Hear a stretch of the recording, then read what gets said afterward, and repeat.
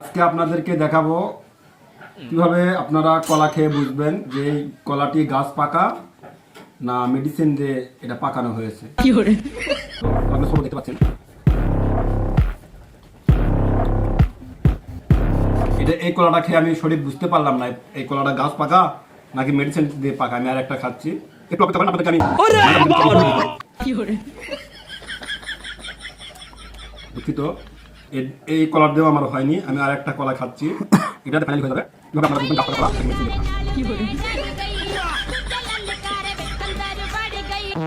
খুবই দুঃখের সাথে বলতে হচ্ছে এই তিনটি কলার সাইজ ছিল খুব ছোট, এজন্য আমি সঠিকভাবে বুঝতে পারলাম না এগুলো গাছ পাকা না মেডিসিন দিয়ে পাকা। এটা একটা কথা হলো, এতক্ষণ সময় নষ্ট করে বোঝা গেল না যে কলা পাকা কিনা। না না না, আরে দুলাল কাকা আছে, দুলাল কাকা থেকে শোনো, তিনটা কলা খা বোঝা যাবে কাকা। না না, তিনটা কলা খাই, মিনিমাম কটা তো কলার দরকার ছিল, 15টা দরকার ছিল। সেটাই ছোট ছোট কলা খা বোঝা যায়। তিনটা কলা তো দাঁতে এলা তো ইসা আগের ইসা আগত দেখা, ইসা তো দাঁতের ফাঁসিটি তো লুকে থাকবে, তিন চারটা কলা। তিনটা কলাতে হয়।